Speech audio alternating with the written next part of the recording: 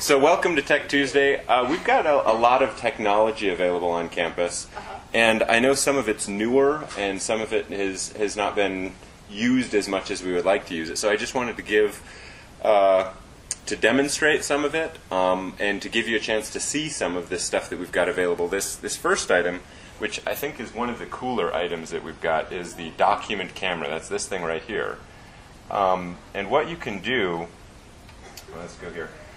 You can have a document here in front of you. The first thing that comes to my mind is the old overhead projectors, and you've got the teacher sitting beside the overhead projector, and they're looking right into the light and writing on the thing. And my math teacher in 7th grade algebra, she was always doing this, and I guess she had just developed eyes that could do this. But with the document camera, you don't have to stare into the light. You can actually just have a regular piece of paper on in front of you, and just use here's some regular paper, and then you can write on it. And if you can, this one has a light on it, so you can do that, and it also has a really neat zoom feature. Oh, there we are. So you can get super close.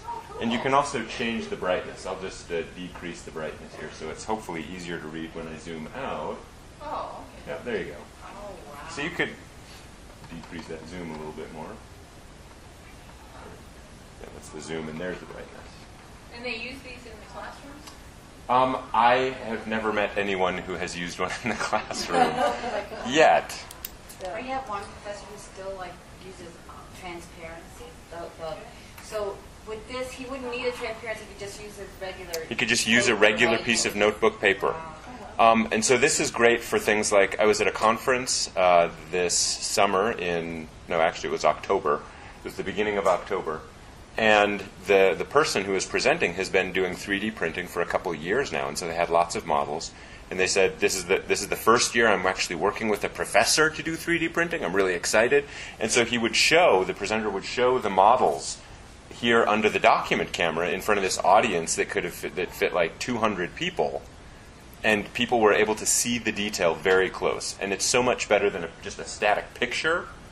And so we can manipulate the model. You can hold it up and turn things around. And that's great. And the neat thing I like, one of the many other neat things I like about this model, in addition to having a light and zoom, if I turn this off, it actually just switches output to my desktop computer. So I can have a PowerPoint, and I can switch very quickly back and forth, and I don't need to mess with cables, and I don't need to do things like that. So when I turn it back on, and this is yet I just want to sell this thing because this is so cool. Well, let me give you a pen. I can't make notes. Let me give you this pen. I don't know what happened to the. There you go. I'm not going to troubleshoot the pen. All right, so we could look at the pen and see. Demonstrating origami then. So, demonstrating or filming origami. Another really neat thing about this is you can tip it up, and now it's a webcam. You can actually use this as a webcam for your computer. So if you wanted to have a teleconference and you wanted to zoom in on people, and I think we'd have to adjust the color just a little bit, so you can zoom in and things like that. Can you check those out? And these are borrowable from media services. So you could just talk to Dan Winsek and he can hook you up with one, or your faculty up with one.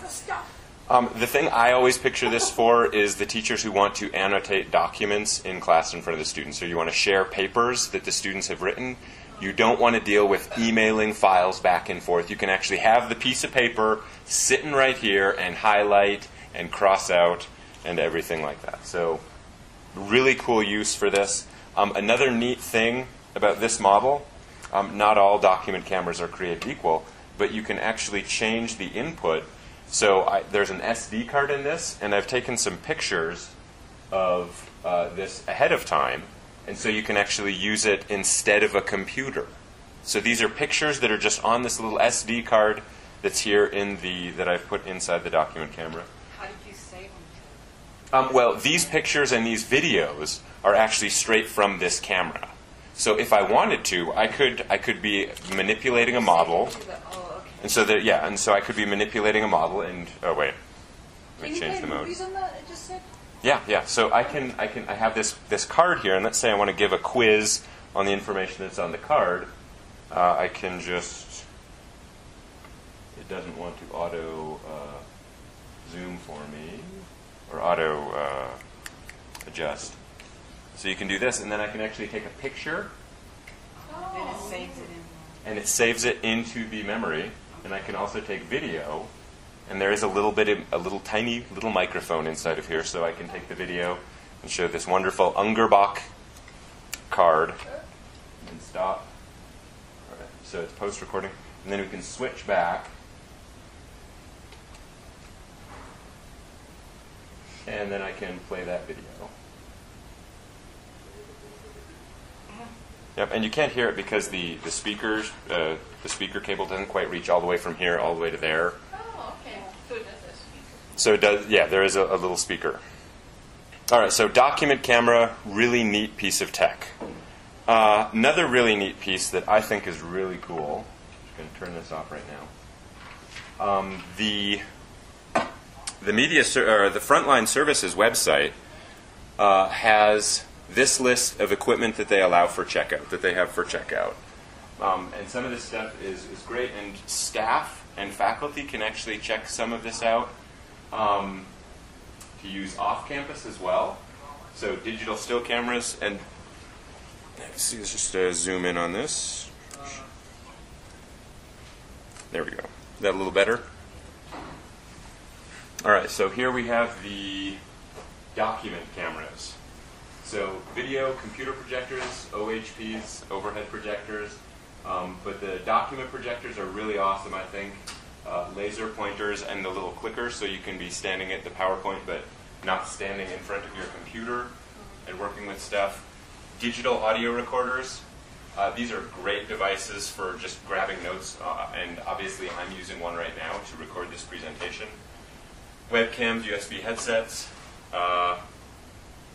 laptops for temporary usage, students, faculty, and staff. I thought they had changed that so students couldn't do that, but maybe they changed their mind again. They've also got some other stuff if you know to ask for it. An iPod dock, so that you can it's just like battery-powered speakers that you can put your iPod in or your smartphone in and listen to music somewhere if you're going to be working for a while. So cool stuff. Dan knows about it, and you can talk to him to take advantage of that. Another cool presentation tool. A lot of people like to present with iPads, or they like to walk around the room. This is like an iPad, except it's just the pen part. And so I can control my thing and walk around the room with this guy right here and with this pen. And I can click, and I can do all sorts of stuff. So I'm going to click on the Facebook feed, and so so I could be walking around the room, looking over my students' shoulders to make sure they're not using Facebook or not doing something they shouldn't be doing during my class, and I can still annotate or write on my presentation with this portable tablet. This is a tablet. This is a digitizing tablet as opposed to a smart tablet, I guess. You can't do anything on it, like it doesn't. There's no apps for it. That you can't use this without a computer. Okay. And it can work with the cord or without the cord. This is a wireless model. The battery is still charging, so I can't really unplug it right now. So But is it like a glorified mouse and... it is a glorified mouse. Okay. It is a glorified mouse. But the really neat thing about this Yeah. is if you have Photoshop or Illustrator or a graphic arts type program, this pen and tablet can actually pick up, I think, more than 100 levels of sensitivity or pressure. So you can actually ink on it, and if you hold the pen and really press, it will be a bigger and darker spot, just like if you had a pen or a fountain pen or a paintbrush. Cool. And so this is the Wacom. This is a Wacom tablet. All right, so that's another piece of really cool stuff. Let's see, we got that and that. One other thing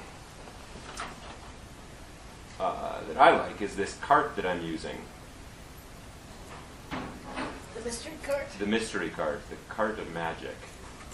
where you keep the Wizard Jester. What is inside? But the college has 2 of these, and this is an iPad cart. So these are fairly new iPads. We got them this summer. They come with a case. This is a set of 30 iPads, so it will cover pretty much any class we have on campus. That's a standard class, not like a 2-teacher class. And these are available for checkout for the entire class. So last block or 1 block ago, we had Mike Tabor check this out for his class. We've had a couple other classes use them as well. The charging happens here at this station. So what we would do is we would bring this to your classroom. We lock it up in your classroom and give you the password or the password for the lock. And then your students can use these throughout the day as long as they return them at night. All the iPads will charge simultaneously. You just plug in the little cable, and we can deploy apps to them as well. So it's something that's only supposed to use in the classroom? They don't take it home, or out to work on it? The last guidance, the last policy I heard on that was, this is a classroom tool for use in the classroom. That may change depending on how trustworthy the students are. Yeah, that would be tough to let folks just go. But at the same time, we do have 17 iPads, slightly older iPads, that are available for student checkout through the circulation desk. And all the students has to do is go up to the circulation desk, and if there's an iPad available, they can check it out. That would make sense to keep that in. Yeah, basically, that's 4 special things that you're using in class. These are Using an special. iPad in class for. Exactly, these are special classroom use things. So anything you can do with an iPad, as long as there's a good use for it in your class, or if you know faculty, or if you wanted to explore the use of some of these things, we would love to meet with you and talk about options, because tons of awesome stuff. All right, so there's lots of tech available for you to check out and for classes to use. Are there any questions?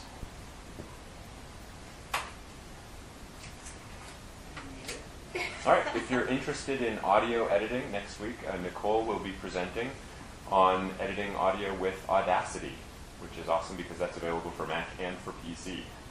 So regardless of which one you use, you can learn. Okay. Thanks for coming. Thank you. Thank you. Excellent, excellent.